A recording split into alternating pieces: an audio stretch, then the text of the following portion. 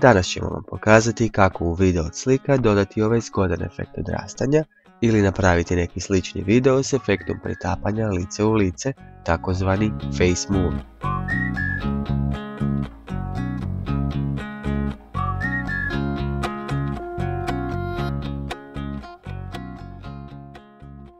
Za video vam je potreban besplatan program Picasa, o kojem smo već pričali u par tutoriala koje možete pogledati klikom na linkove na vašem ekranu. Nakon instalacije dopustite Picasi da skenira sve fotke na vašem računalu. Nakon toga kliknite na tab osobe i zatim bez imena. Picasa će skenirati svako lice na fotografijama te vam dati opciju imenovanja te osobe. Kada ste to napravili, kliknite na nova osoba i gumb u redu. Nakon toga Picasa će pokušati prepoznati i ostale slike na kojima se nalazi ta osoba.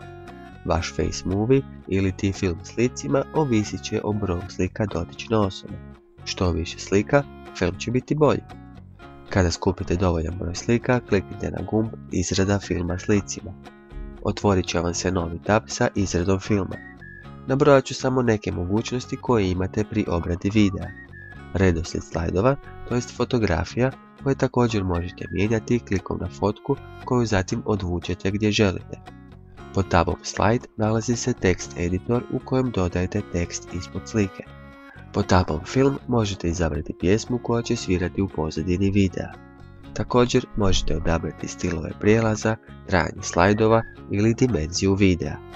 Kada ste gotovi, kliknite na Izradi film i pričekajte par trenutaka. Kada vaš video bude gotov, pojavit će se tab Projekti gdje će se nalaziti vaši videi.